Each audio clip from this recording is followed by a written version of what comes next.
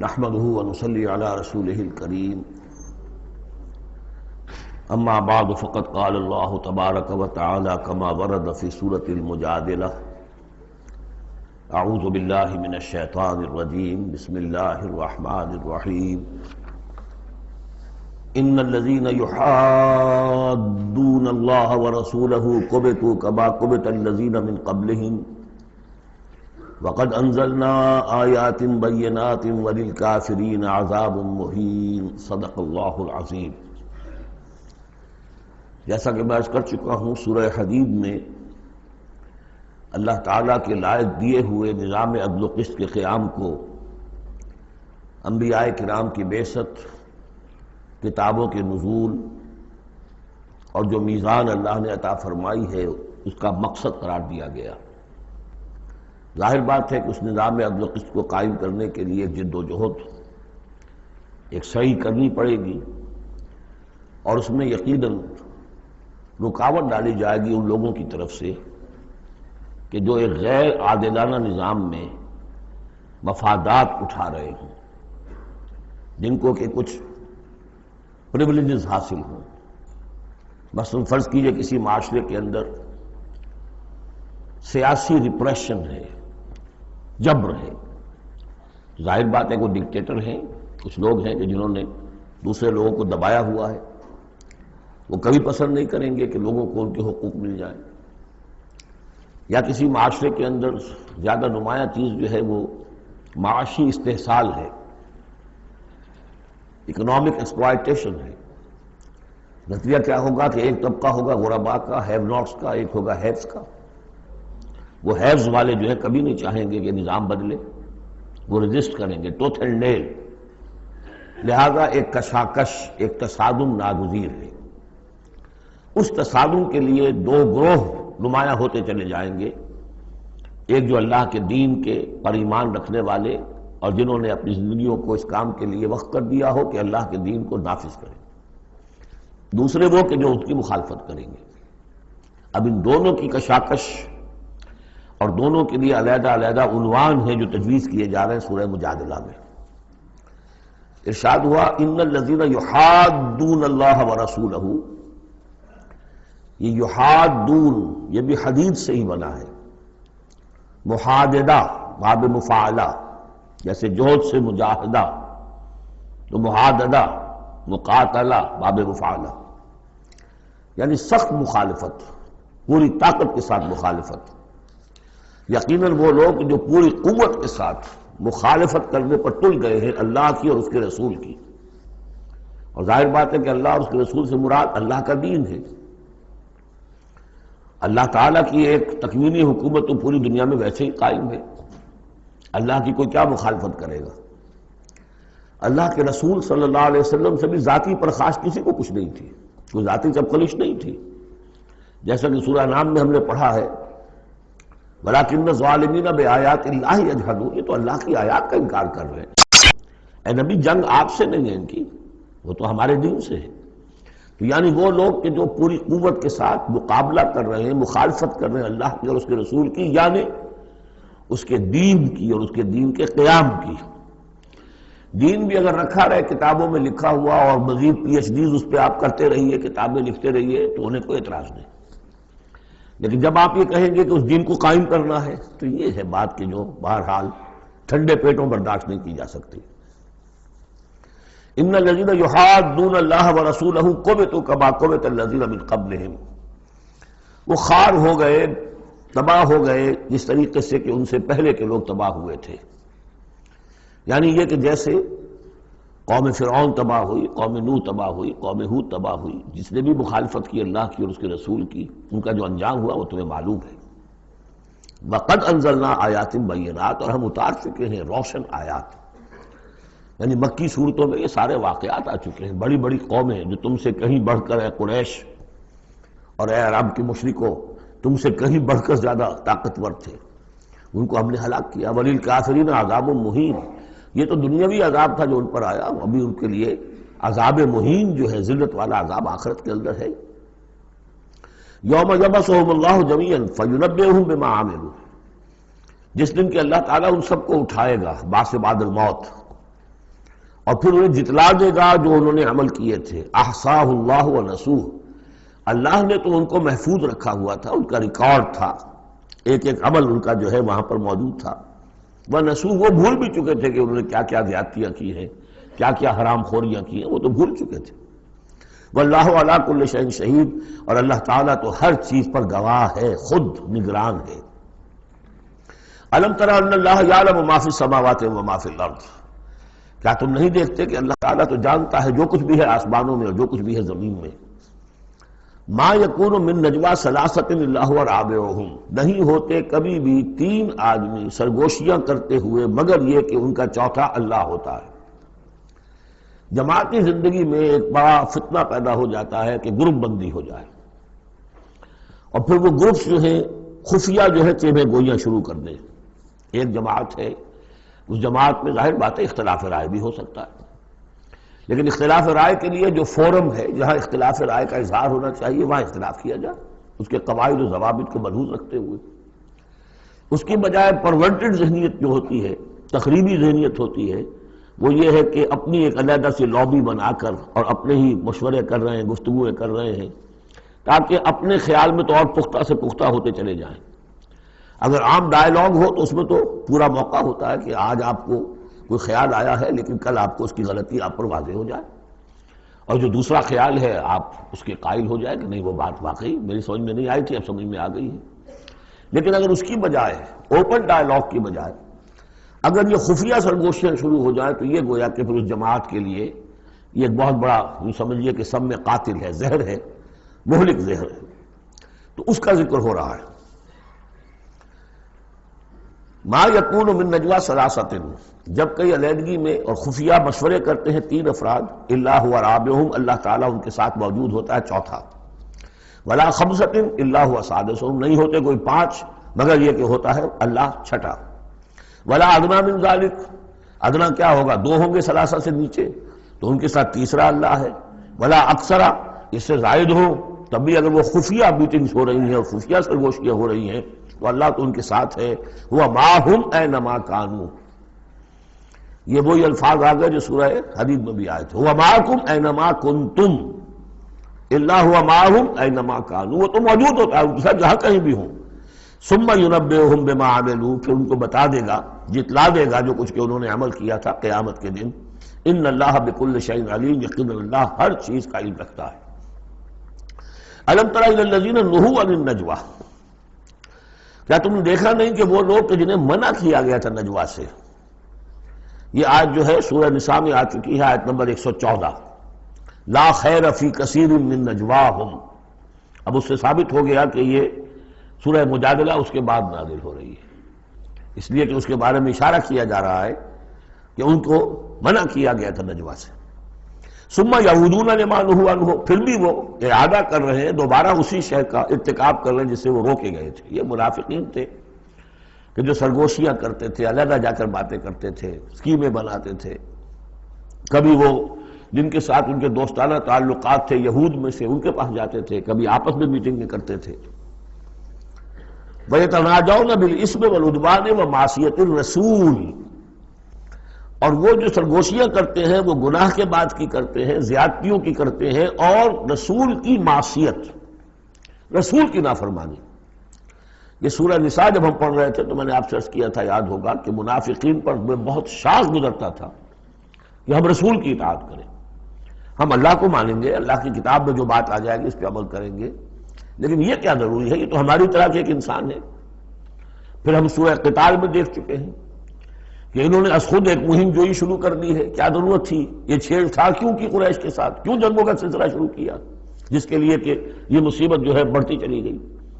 لہذا ان کے اوپر جو شاق گزر رہا تھا وہ تھا رسول کی اطاعت و معصیت الرسول، رسول کی نافرمانی. وَإِذَا جَاءُوكَ حَيَّوْكَ بِمَا لَمْ يُحَيِّكَ بِهِ اللَّهُ، اور جب وہ آپ کے پاس آتے ہیں تو آپ کو دعا وہ دیتے ہیں کہ جو اللہ نے آپ کو نہیں دی ہے. یہ ہم پڑھ چکے ہیں، سورہ نساء ہی میں یہ مضمون آیا تھا. تحیہ، عربوں کے ہاں سب سے بڑی دعا یہ تھی کہ حیاک اللہ، حیاتی ہوئے، اللہ تعالیٰ تمہاری زندگی دراز کرے، طویل کرے، اچھی زندگی دے. تو اس طرح کی بات ہے. لیکن وہ جب آتے تھے اس کے بعد اسلام میں اب جو گریٹنگز ہیں وہ السلام علیکم، لیکن وہ جب آتے تھے تو السلام علیکم، السلام علیکم، سام کے معنی موت ہے، اے نبی آپ پر موت پڑے، اے مسلمانوں تم پر موت پڑے۔ لہذا وَإِذَا جَاءُوكَ حَيَّوْكَ بِمَا لَمْ يُحْيِكَ بِهِ اللَّهُ وَيَقُولُونَ فِي أَنفُسِهِمْ۔ اب دیکھیے نفسیاتی بات ہے، دل ہی دل میں وہ کہتے تھے پھر لولا يعذبنا الله بما نقول، اللہ ہمیں عذاب کیوں نہیں دے رہا ہمارے اس کہنے پر۔ اس کا کیا مطلب ہے؟ یہ رسول نہیں ہے۔ اگر رسول ہوتے تو ہماری اس گستاخی پر فوراً ہماری زبانیں کھینچ لیتا اللہ تعالیٰ۔ یہ ہے وہ چیز جس سے کہ ہم نے سورہ حدید میں دیکھا تھا کہ پھر وہ جو تھوڑی بہت پونجی ایمان کی ہوتی ہے وہ بھی برف کی طرح پگھلنی شروع ہو جاتی، زائل ہونی شروع ہو جاتی۔ ایک شرارت کی، السلام علیکم یا رسول اللہ کہا، پھر اس کے بعد ہمیں پکڑ تو کوئی نہیں ہوئی۔ اس کا مطلب یہ اللہ کے رسول نہیں ہے۔ اللہ کے رسول ہوتے تو اللہ اپنے رسول کی یہ توہین اور یہ استہزاء کا بھی برداشت نہ کرتا۔ حسبہم جہنم، ان کے لیے تو اب جہنم ہی کافی ہے، موضوع ہے۔ یصلونہا، اس میں وہ داخل ہوں گے، فبئس المصیر، اور بہت برا ٹھکانہ ہے۔ یا ایھا الذین آمنوا اذا تناجیتم، اے اہل ایمان جب تمہیں کوئی سرگوشی کرنی ہو، علیحدہ جا کر بات کرنی ہو، فلا تتناجوا بالاسم والعدوان ومعصیۃ الرسول، تو دیکھو کسی گناہ کے کام کے لیے کوئی مشورہ ہو رہا ہے، اسکیم بن رہی ہے، کہیں کسی پر زیادتی کرنے کے لیے کوئی مشورہ کر رہا ہے خفیہ، یا رسول کی مخالفت، رسول کے احکام کی نافرمانی کی، یہ تمہاری سرگوشی کا موضوع نہیں ہونا چاہیے۔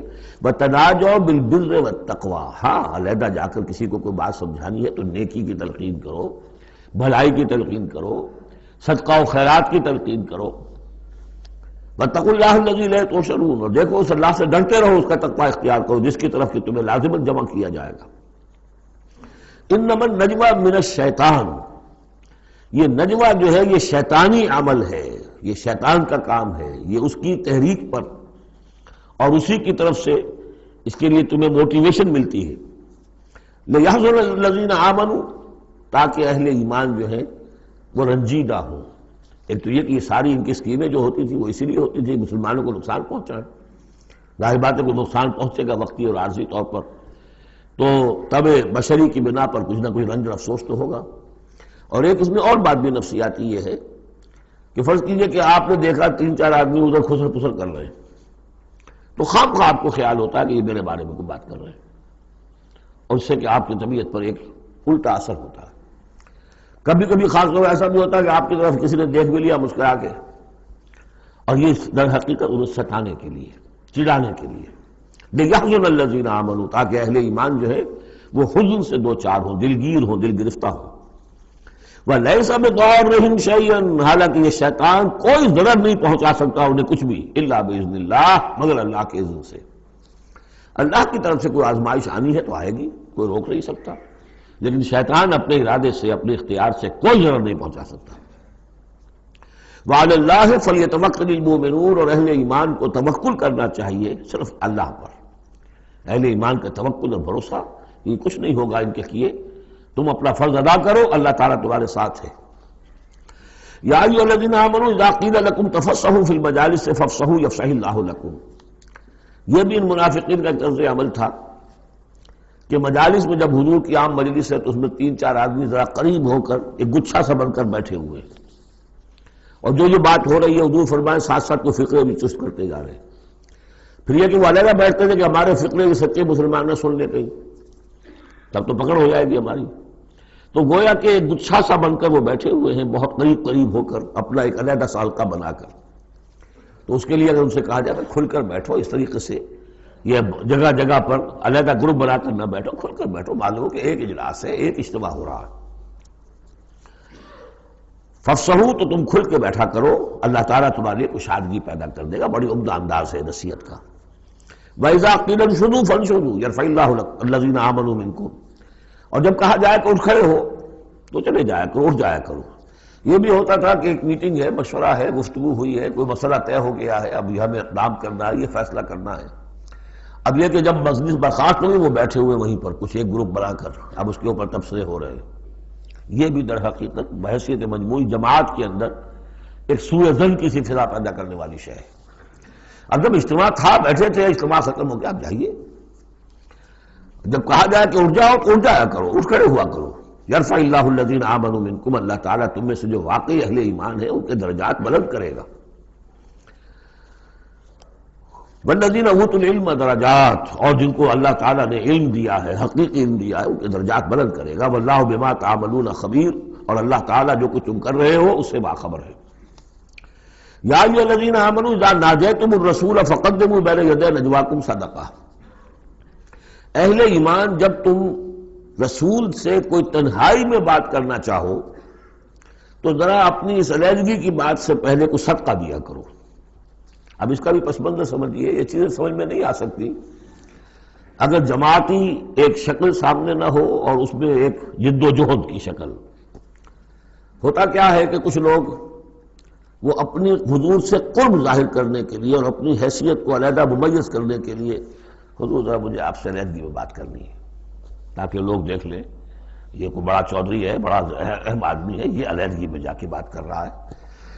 تو بڑا یعنی یہ کہ حضور کو بھی اس پر اعتماد ہے، اور وہ اپنی ایک نمایاں حیثیت ظاہر کرنے کے لیے.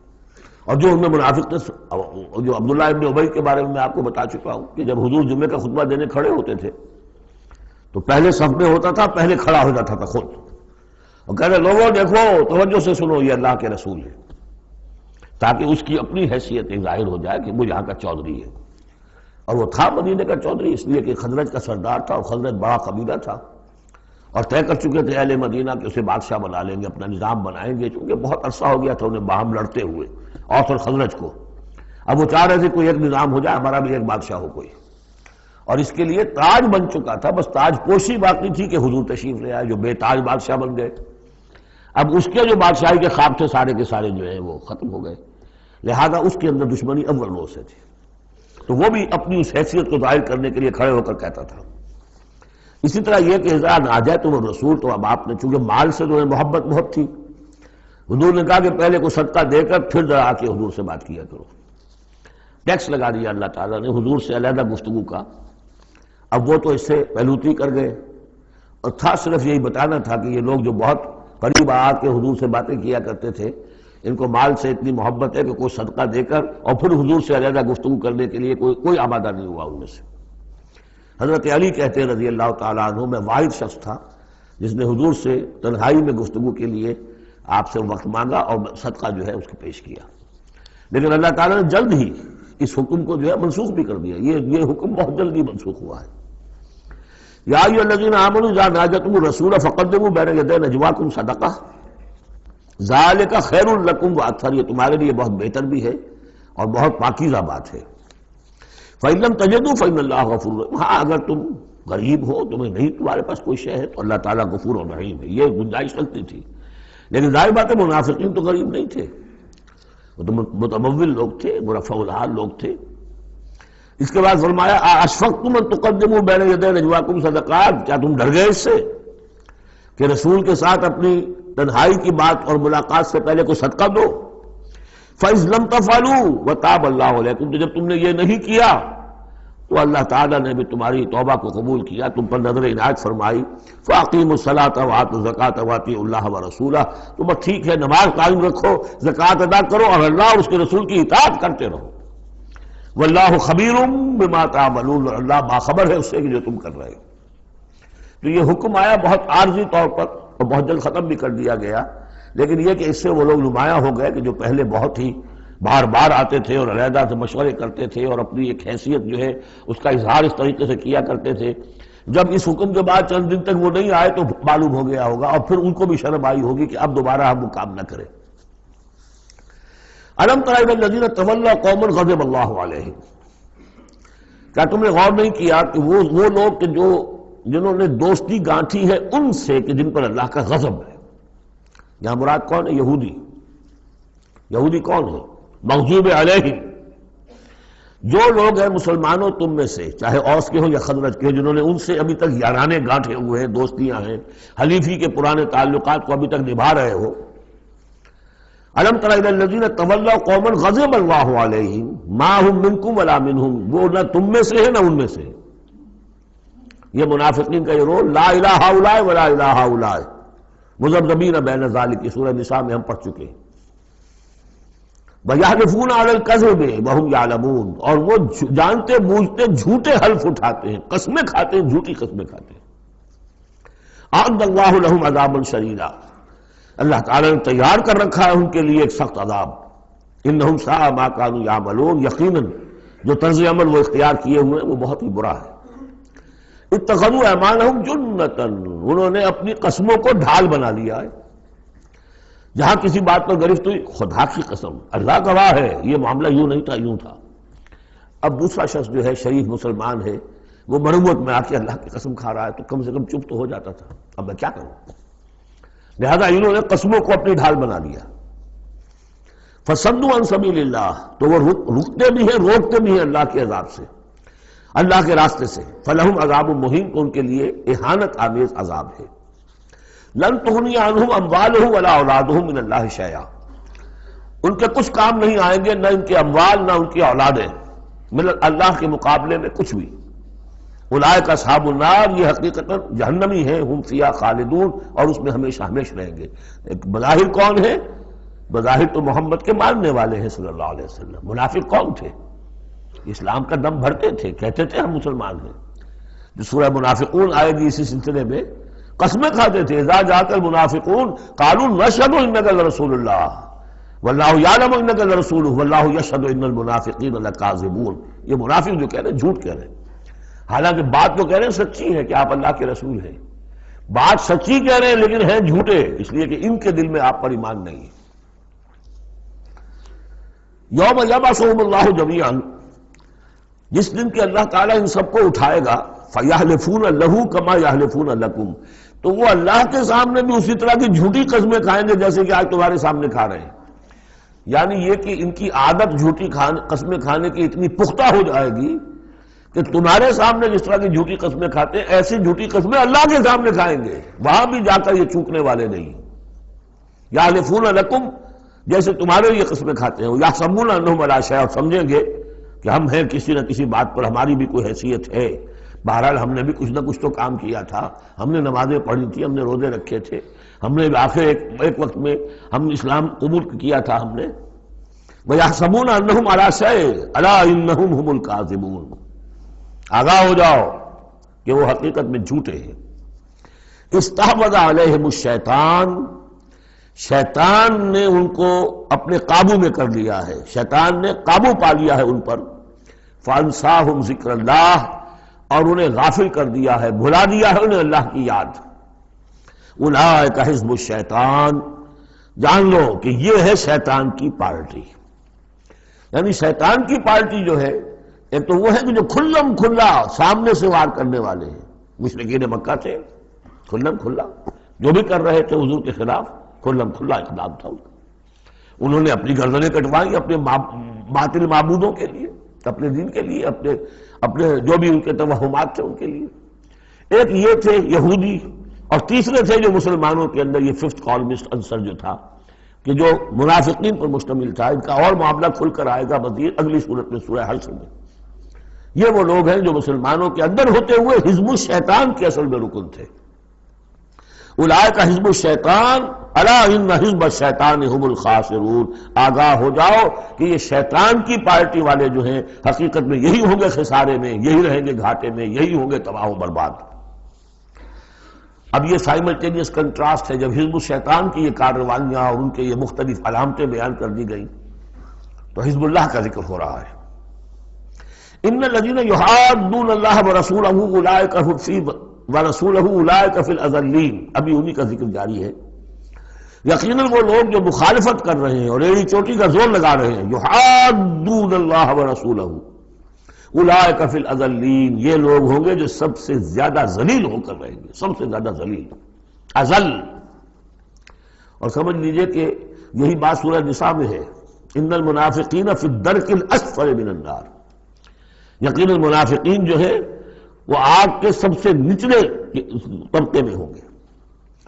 اب وہ مضمون آ گیا ہے جو اس سے پہلے سورہ صافات میں بھی آ چکا ہے، اور بہت اہم ہے یہ مضمون، اور اہم مضامین میں نے کئی مرتبہ عرض کیا قرآن مجید میں کم سے کم 2 جگہ ضرور ہوتے ہیں۔ کتب اللہ لأغلبن انا ورسلی، اللہ نے طے کر دیا ہے، لکھ دیا ہے، میں لازماً، میں اور میرے رسول غالب آئیں گے۔ سورہ صافات میں ہم پڑھ چکے ہیں وَلَقَدْ سَبَقَتْ كَلِمَتُنَا لِعِبَادِنَا الْمُرْسَلِينَ إِنَّهُمْ لَهُمُ الْمَنْصُورُونَ وَإِنَّ جُنْدَنَا لَهُمُ الْغَالِبُونَ۔ یہ بات تو ہماری طرف سے پہلے ہی سے طے شدہ ہے کہ جنہیں بھی ہم رسول بنا کر بھیجیں گے ان کے بارے میں ہمارا یہ قانون ہے، اٹل ہے۔ وَلَقَدْ سَبَقَتْ كَلِمَتُنَا لِعِبَادِنَا الْمُرْسَلِينَ إِنَّهُمْ لَهُمُ الْمَنْصُورُونَ، کہ یقیناً ان کی مدد کی جائے گی۔ وَإِنَّ جُنْدَنَا لَهُمُ الْغَالِبُونَ، وہ تو ہمارا لشکر ہے، حزب اللہ ہے، ہماری پارٹی ہے، رسول اور اس کے ساتھی وہ تو ہماری پارٹی ہے، ہمارا لشکر لازماً غالب آئے گا۔ یہاں بھی فرمایا ان الذین یحادون اللہ ورسولہ اولئک فی الاذلین، وہ تو نہایت ذلیل ہوں گے۔ کتب اللہ لأغلبن انا ورسلی، اللہ نے لکھ دیا کہ میں اور میرے رسول غالب آ کر رہیں گے۔ ان اللہ قوی عزیز، بے شک اللہ تعالیٰ زبردست ہے، زورآور ہے۔ اب اس میں جو لٹمس ٹیسٹ آ رہا ہے حزب اللہ میں ہے کون،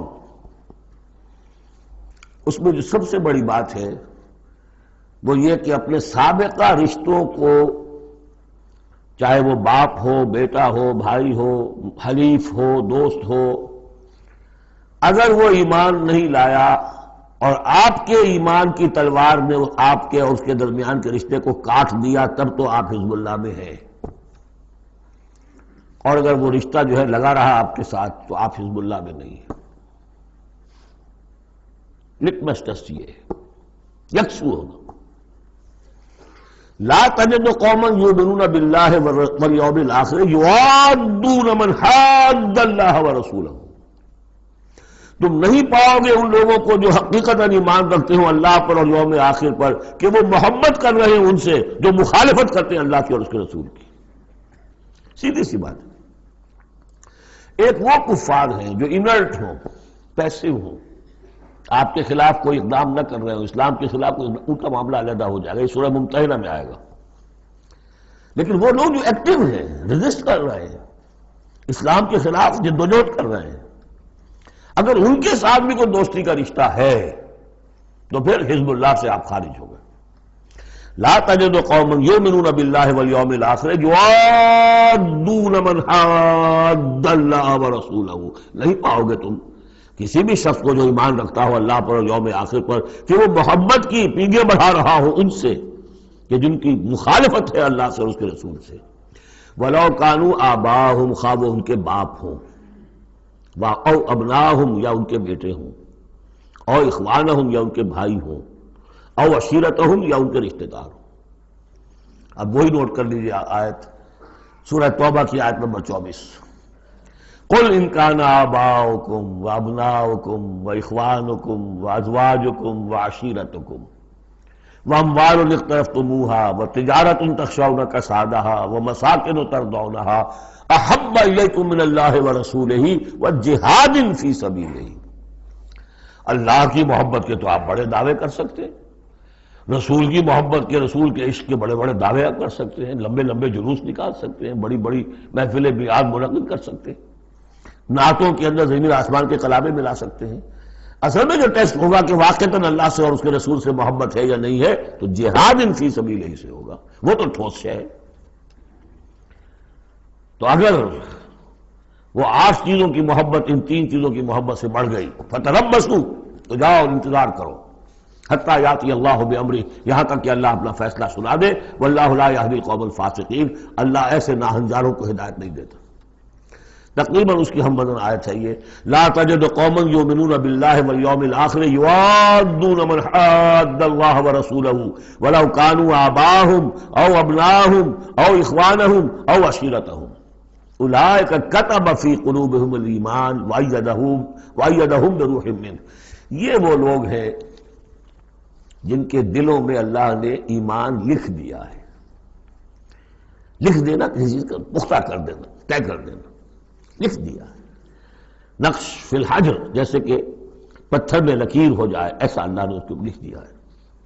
وَأَيَّدَهُمْ بِرُوحٍ مِّنْهُ، اور پھر ان کی مدد کی ہے اللہ تعالیٰ نے اپنی طرف سے، اپنے غیب کے فیض سے، روح سے۔ اب یہ روح فرشتہ بھی ہو سکتا ہے، یا اللہ تعالیٰ کی طرف سے الہام بھی ہو سکتا ہے۔ تو جو بھی اللہ کی طرف سے جو غیر مرئی جو بھی مدد آتی ہے وہ سب وہ ہے۔ وَيُدْخِلُهُمْ جَنَّاتٍ تَجْرِي مِن تَحْتِهَا الْأَنْهَارُ خَالِدِينَ فِيهَا، اور وہ داخل کرے گا انہیں ان باغات میں جن کے دامن میں ندیاں بہتی ہوں گی اور جس میں وہ ہمیشہ ہمیش رہیں گے۔ رضی اللہ عنہم ورضوا عنہ، وہ اللہ سے راضی ہو جائیں گے اور اللہ ان سے راضی ہو جائے گا، یا یوں کہیے کہ وہ اللہ سے راضی ہو چکے اور اللہ ان سے راضی ہو چکا۔ اولئک حزب اللہ، اب یہ آیا ہے کنٹراسٹ، وہ حزب الشیطان، یہ حزب اللہ۔ اولئک حزب اللہ، یہ ہے اللہ کی پارٹی، اللہ کی جماعت۔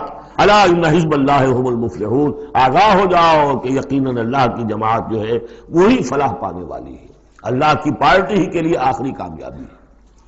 یہ مضمون اس سے پہلے سورہ مائدہ میں بھی آ چکا، فإن حزب اللہ هم الغالبون، وہاں آیا فإن حزب اللہ هم الغالبون، اللہ کی پارٹی ہی غالب آ کر رہے گی۔ لیکن دنیا میں غالب آ جانا در حقیقت اگرچہ یہ بڑی کامیابی ہے، لیکن سب سے بڑی کامیابی تو وہ فلاح ہے۔ اولئک الا ان حزب اللہ هم المفلحون، وہ انہیں کو فلاح ملنے والی ہے کہ جو اللہ کی پارٹی سے متعلق ہوں گے۔ اللہم ربنا اجعلنا منہم، اللہم ربنا اجعلنا منہم، اللہم ربنا اجعلنا منہم، آمین یا رب العالمین۔ سورۃ الحشر، بسم اللہ الرحمن الرحیم۔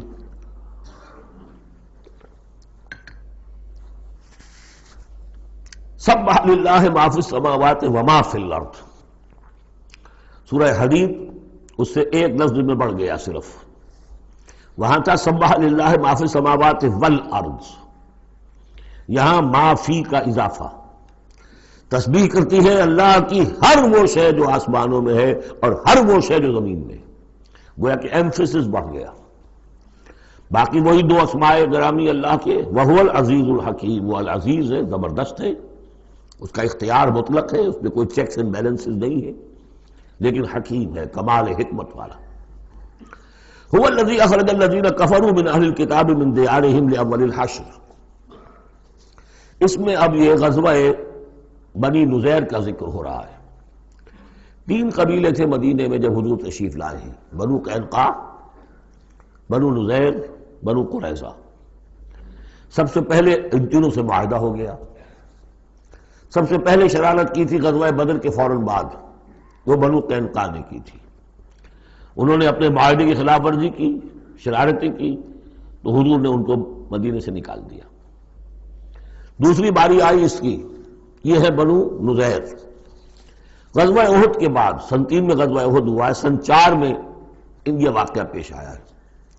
انہوں نے، ان کا ایک سردار تھا کعب ابن اشرف، اس نے بڑی ریشہ دوانی شروع کی، قریش کے ساتھ سلسلہ جنبانی ہو رہا ہے، خود بھی گیا کسی طریقے سے، ہم تو ہماری جان ضیق میں آ گئی ہے، محمد آ گئے وہاں پر، آپ کی قوم کے لوگ ہیں، اب آپ ہی ہمیں ہماری جان ان سے چھڑائیں اور آپ لوگ حملہ کریں، ہم اندر سے مدد کریں گے۔ لہذا یہ ساری ریشہ دوانی ہو رہی تھی۔ ایک مرتبہ حضور کو بلایا، کچھ معاملات میں گفتگو کرنی ہے، جہاں بیٹھے ہوئے تھے کسی دیوار کی سائے میں نیچے، اس کے اوپر سے ایک بڑی چکی کا پارٹ جو ہے پھینکا تاکہ حضور کو ہلاک کر دے۔ تو یہ ساری ان کی طرف سے ریشہ دوانیاں ہو رہی تھیں۔ اس کے بعد بالآخر حضور نے فیصلہ کیا، ان کے خلاف اقدام کیا، ربیع الاول سن 4 میں محاصرہ کر لیا ان کا۔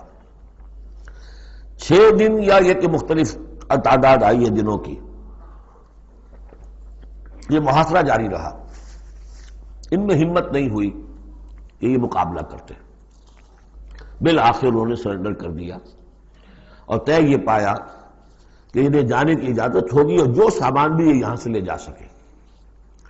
تو اب یہ ظاہر بات ہے کہ ان کے مکان تھے، وہ مکان بھی وہ گرا رہے تھے، کیواڑ ہی لے جائیں، وہ جو اوپر کڑیاں لگی ہوئی ہیں وہی لے جائیں۔ تو یہ سب کے سب جو پورا قبیلہ ہے نکل گیا، جو سامان اٹھا کر لے جا سکتے تھے وہ لے گئے۔ وہ تیسرا معاملہ جو ہوا پھر وہ بنو قریظہ کا ہوا، وہ غزوہ احزاب کے بعد ہوا، وہ ہم پڑھ چکے ہیں سورہ احزاب کے اندر۔ اس طرح ایک ایک کر کے تینوں ان قبائل نے یہود کے وعدہ خلافی کی اور پھر وہ اپنے کیفر کردار کو پہنچے۔ یہ بنی نذیر کا معاملہ ہے۔ هو الذی اخرج الذین کفروا من اہل الکتاب من دیارہم، وہی ہے جس نے نکال باہر کیا ان کافروں کو جو اہل کتاب میں سے تھے ان کے گھروں سے، لاول الحشر، پہلے جمع ہونے کے وقت۔ یعنی مسلمان بھی سمجھتے تھے کہ اتنی آسانی سے نہیں ہوگا معاملہ، جنگ ہوگی، یہ سامنے آئیں گے، میدان میں آئیں گے، جنگ ہوگی، خونریزی ہوگی۔ ان لوگوں کی بھی بڑی بڑکیں تھیں پہلے، تو بہت بڑکیں مارتے تھے کہ ہم یہ کر دیں گے وہ کر دیں گے۔ مسلمانوں، قریش سے تمہاری جنگ ہوئی ہے، اگر بھی ہم سے اگر معاملہ مقابلہ پیش آئے تو تمہیں معلوم ہوگا جنگ کسے کہتے ہیں، وغیرہ وغیرہ۔ یہ سورہ بنی اسرائیل، سورہ آل عمران کے بالکل شروع میں اس کا تذکرہ ہے۔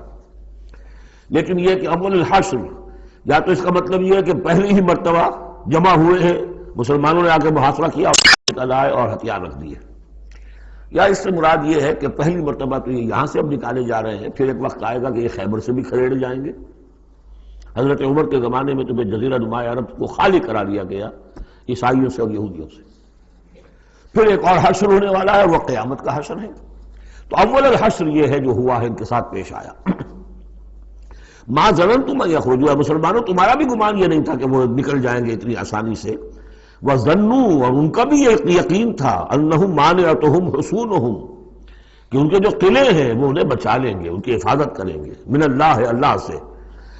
فَأَتَاهُمُ اللَّهُ مِنْ حَيْثُ لَمْ يَحْتَسِبُوا، تو اللہ نے تو ان پر حملہ کیا وہاں سے جہاں سے انہیں گمان ہی نہیں تھا، یعنی ان کے دلوں میں رعب ڈال دیا۔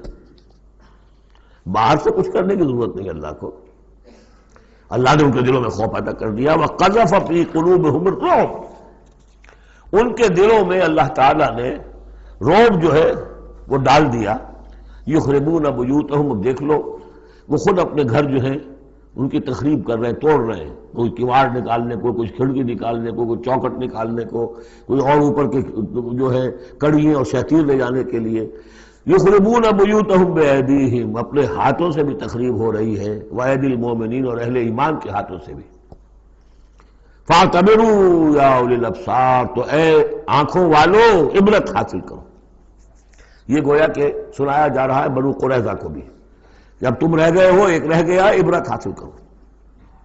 وَلَوْلَا أَن كَتَبَ اللَّهُ عَلَيْهِمُ الْجَلَاءَ، اگر اللہ تعالیٰ نے پہلے سے یہ لکھ نہ دیا ہوتا کہ ان کو جلا وطن کیا جائے گا، لَعَذَّبَهُمْ فِي الدُّنْيَا، تو انہیں اور سخت عذاب دیتا دنیا کی زندگی میں۔ وَلَهُمْ فِي الْآخِرَةِ عَذَابُ النَّارِ، اور آخرت میں تو ان کے لیے آگ کا عذاب ہے ہی۔ ذَلِكَ بِأَنَّهُمْ شَاقُّوا اللَّهَ وَرَسُولَهُ، یہ اس لیے کہ انہوں نے اللہ اور اس کے رسول سے مخالفت کی، زدم زدہ کی۔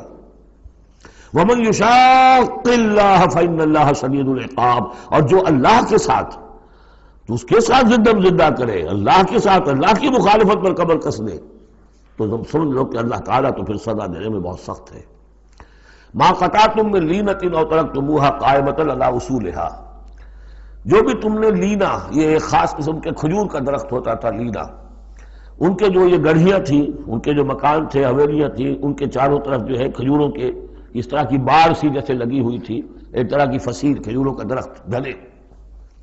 تو جب مسلمانوں نے محاصرہ کیا تو بعض جگہوں سے انہوں نے کھجور کے یہ درخت کاٹے، اس لیے کہ حملہ کرنے کے لیے پھر کھلی جگہ چاہیے تھی۔ تو انہوں نے پھر پروپیگنڈا بنایا، اسکینڈل بنا دیا، دیکھو یہ اللہ کے رسول بنے پھرتے ہیں اور یہ اہل ایمان، اور یہ درخت کاٹ رہے ہیں۔ تو یہاں اللہ تعالیٰ نے اہل ایمان کے اس اقدام کی طرف اس کا جواز عطا فرمایا ہے کہ یہ تم نے صحیح کیا، تو غلط کام نہیں کیا۔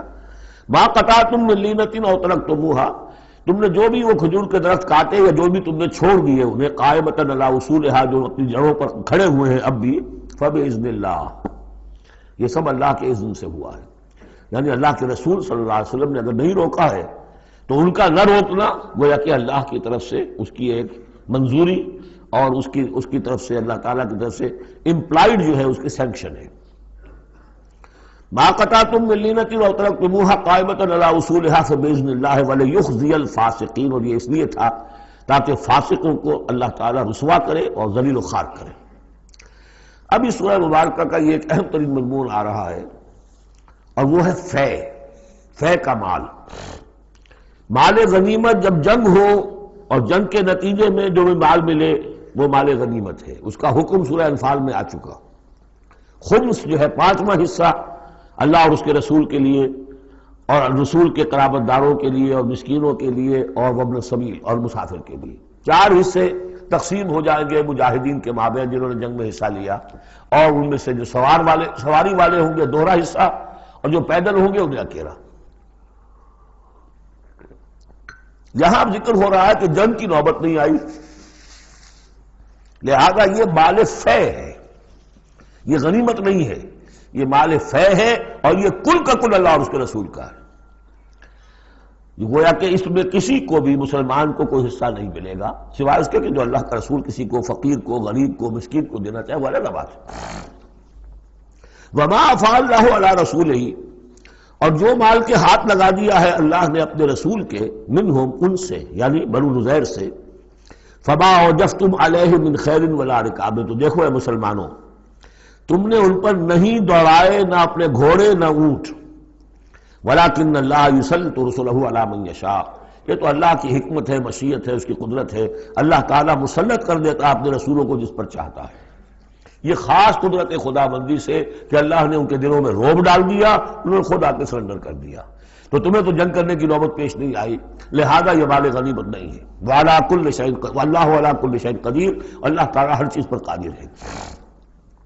اب یہ حکم آ رہا ہے، ما افاء اللہ علی رسولہ من اہل القریٰ، جو مال بھی ہاتھ لگا دے اللہ اپنے رسول کے ان تمام بستی والوں سے، فللہ وللرسول ولذی القربى والیتامى والمساکین وابن السبیل، اس کا جو مصرف ہے وہ یہ کہ اللہ اور اس کا رسول، اس سے مراد ہے اسلامی ریاست، پھر رسول کے اپنے اخراجات، اپنی ازواج مطہرات کا دار نفقہ، اپنا جو ذمہ داریاں ہیں معاشرتی، پھر رسول کے قرابت دار، ظاہر بات ہے ذی القربیٰ جو ہے وہ عام آدمی کے بھی قرابت دار ہیں، ان کے ساتھ حسن سلوک ہوتا ہے، تو رسول کے بھی تو قرابت دار ہیں، اور رسول کا کوئی اور ذریعہ معاش تو ہے نہیں۔ والیتامى والمساکین وابن السبیل، باقی اس کے علاوہ جو بھی مستحق ہیں، فقراء ہیں، غریب ہیں اور ان کے لیے محتاج ہیں، کہ لا یکون دولۃ بین الاغنیاء منکم، اور یہ اہم ترین اسٹیٹمنٹ آف آبجیکٹیوز ہے، مقصد کیا ہے، کہ لا یکون، تاکہ ایسا نہ ہو کہ دولت تمہارے امیروں ہی کے مابین چکر لگاتی رہے۔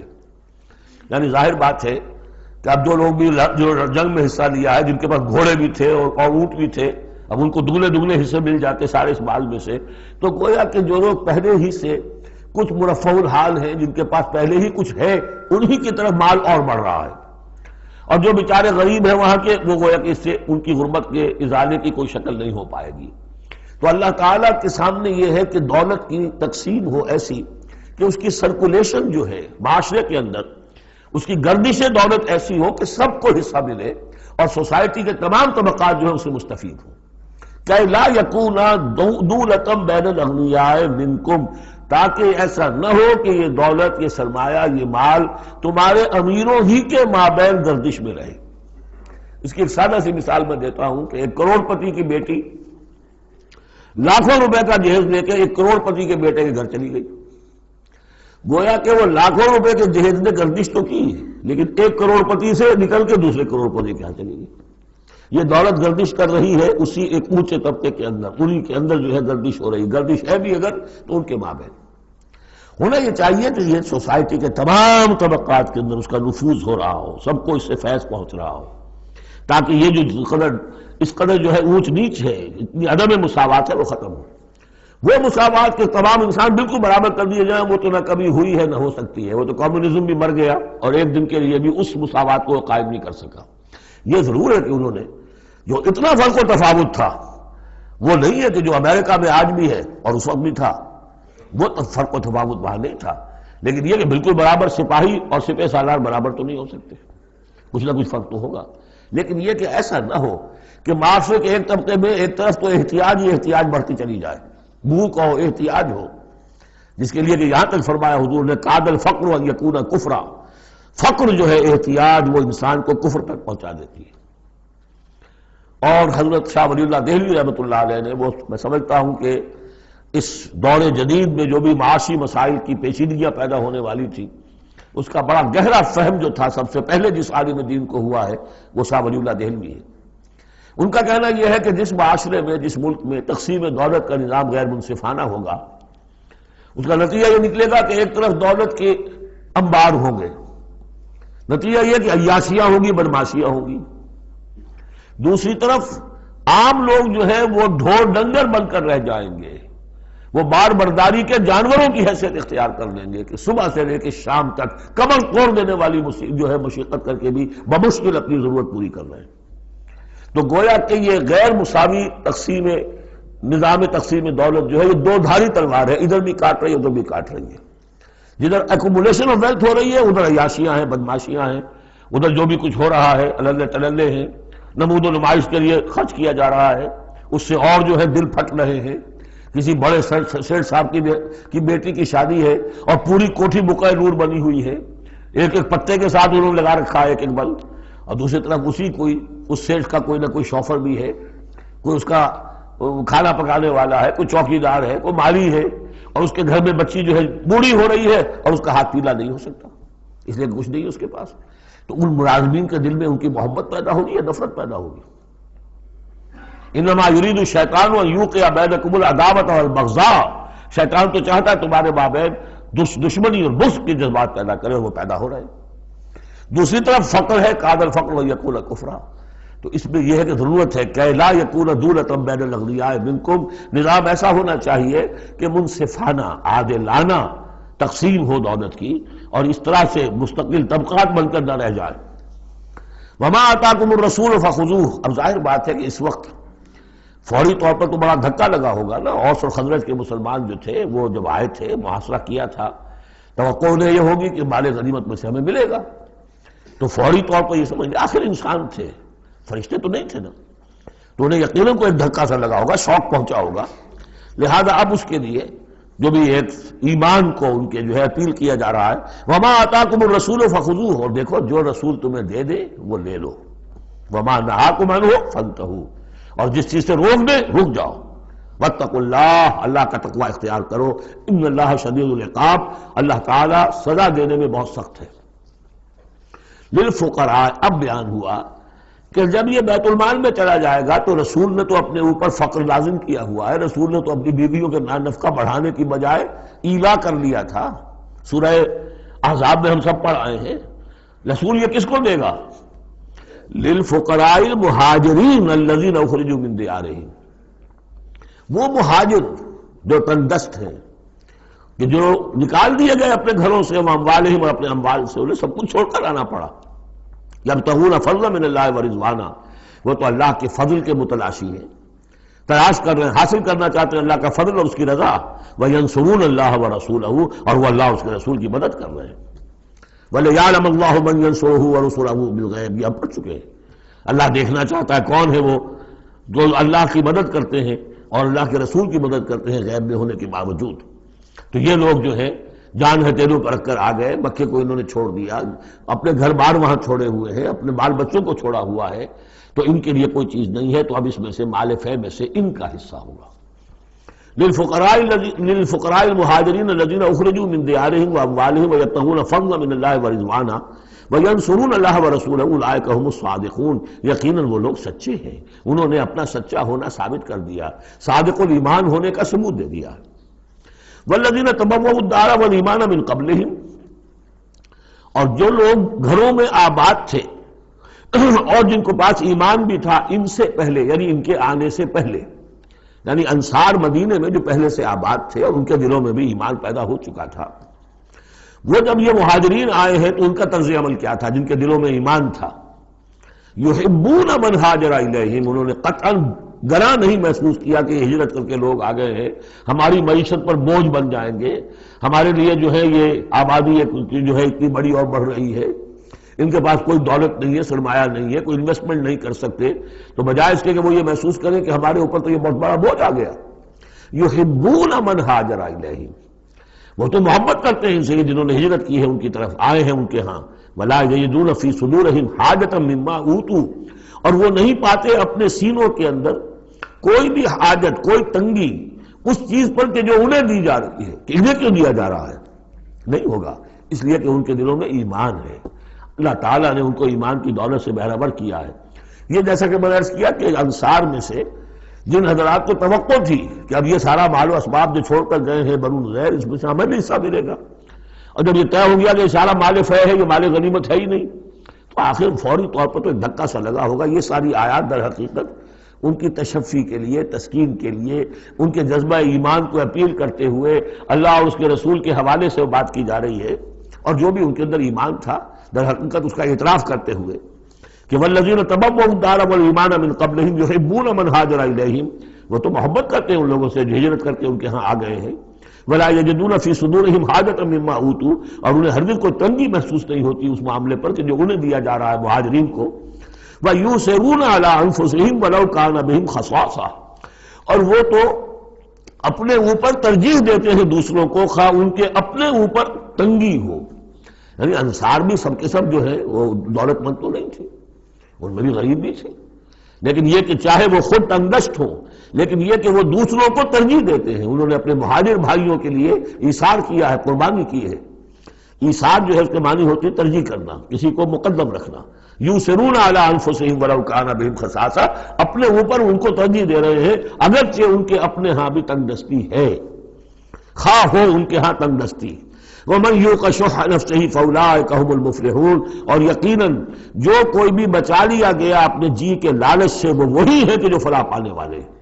یہ ترغیب و تشویق ہے انصار کے لیے کہ جن کو گویا کہ اس مال فے سے ان آیات کی روح سے بالکل محروم قرار دے دیا گیا، الا یہ کہ ان کے ہاں جو یتامہ ہو مساکین ہو ان کے لیے تو ظاہر بات ہے کہ وہ حصہ موجود ہے. اب جو آیت آ رہی ہے اس حصے کی وہ یہ ہے، بہت عظیم آیت اس پہلو سے ہے کہ اسی سے استدلال کیا حضرت عمر نے رضی اللہ تعالیٰ عنہ ہماری تاریخ کے ایک بہت اہم موقع پر، جبکہ خاصا اختلاف بھی اس میں پیدا ہو گیا تھا. پہلے وہ موقع سمجھ لیجئے جب حضرت عمر کے دور خلافت میں عراق فتح ہو گیا، شام فتح ہو گیا، ایران فتح ہو گیا، مصر فتح ہو گیا. تو فرٹائل کریسنٹ کہلاتا ہے مڈل ایسٹ کا، بہت زرخیز علاقہ. درمیان میں تو اگرچہ عراق کے اور شام کے ایک بڑا صحرا ہے لیکن ایک کریسنٹ پاتا ہے، بہت فرٹائل ایریا. اب یہ جو مجاہدین تھے، صحابہ کرام کتنے تھے؟ چند ہزار.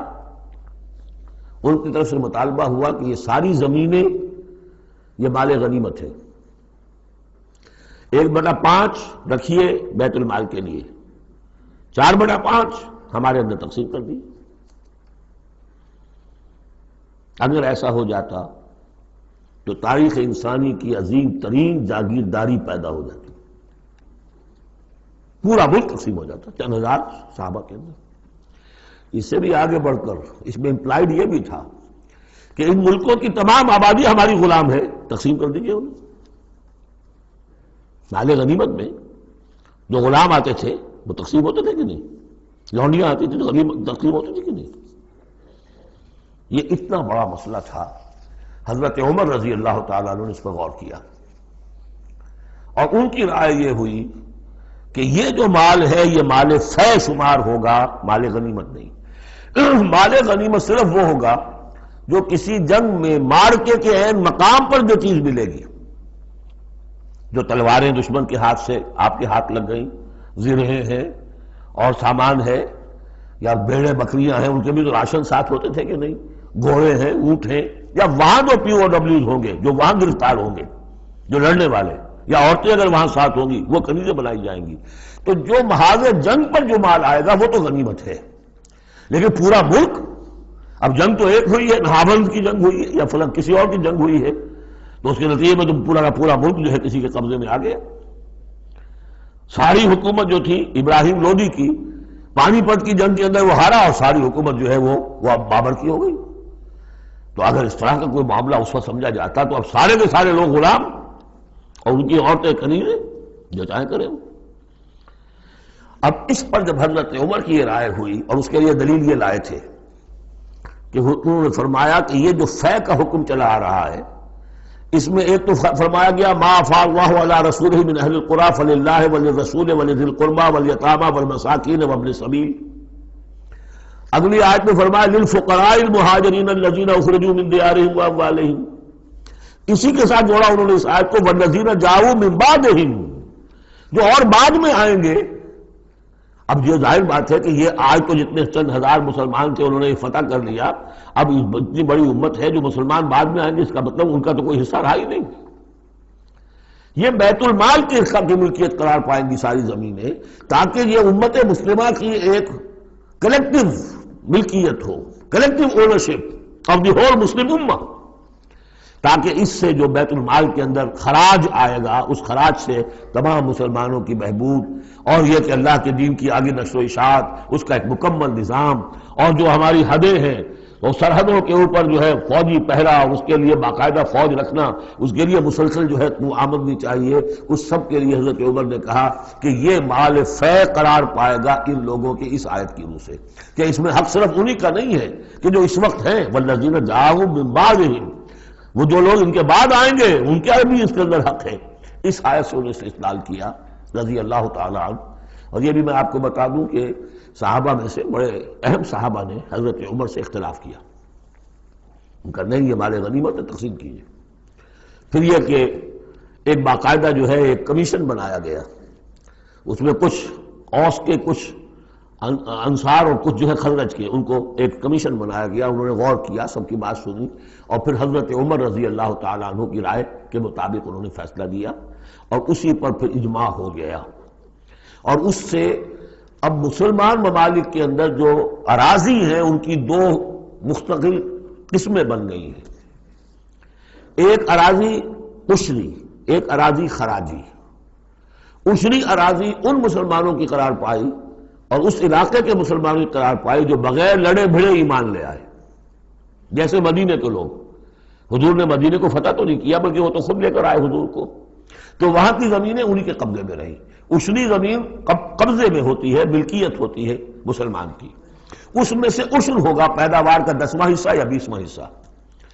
یہ زمینیں کہ جہاں کسی قوم نے، کسی فوج نے ڈٹ بھڑ کر پھر شکست کھائی ہو یا پھر کسی اور طریقے سے فتح کیا گیا ہو ملک، اگر مسلمانوں نے فتح کیا ہو تو وہاں کی ساری زمینیں خراجی ہیں، وہ کسی کی انفرادی ملکیت نہیں ہے بلکہ اجتماعی ملکیت ہے۔ کلیکٹیو اونرشپ آف لینڈ پہلی مرتبہ تاریخ انسانی میں حضرت عمر رضی اللہ تعالیٰ عنہ کے اس اجتہاد کے نتیجے میں وجود میں آیا ہے۔